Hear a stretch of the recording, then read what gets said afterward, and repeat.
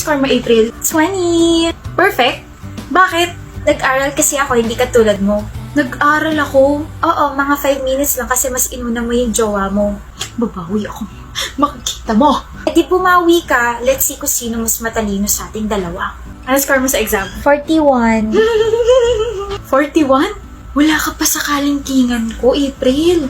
48 ang score ko. Walang nagtatanong, Rona. Ito ang proof na I can multitask. Samantalang ikaw, wala ka na ng jowa. May 9 mistakes ka pa sa exam. Nakakairita yung pagmumukha mo habang iniinsulto mo ko. Ano ba mga mali mo? Yung computation. Mali yata yung ginamit kong formula. Patingin. Pangit talaga ng sulat mo. Turuan mo ako, hindi ko sinabing insultuin mo yung penmanship ko. Napagbaliktad mo yung formula, ito dapat yung ginamit mong formula. Kunin mo libro mo, dali, explain ko. Ang baba ko, April! Kasalanan ko? Habang nagko-quiz kasi tayo, binabangungot ako ng pagmumukha mo. Visit ka? Ano, ilang ka? 9. Ang baba nga! Ano ba mga sinagot mo? Pangalan ng jowa mo? Pangalan mo siguro nalagay ko kasi palagi kang mali sa paningin ko.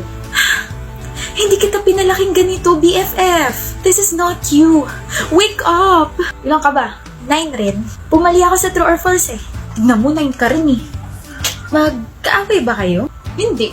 No? Eh bakit parang magkalaban kayo lagi pagdating sa exams, quizzes at saka recitations? Para kayo nagpapayabangan ganun. Rona? Totoo ba yun? Are you competing with me? Are you threatened? Bring it on. Ganun ba gusto mo? Alam mo, Kayla, this is just how we motivate each other. Friendly competition, tapos kami lang yung nagkakaintindihan. Pero okay kaming dalawa. Hindi kami magkaaway, di ba?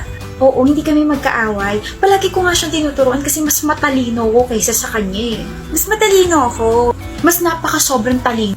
Mag-best friend nga talaga kayo. Kayo lang talaga nagkakaintindihan. Excuse me.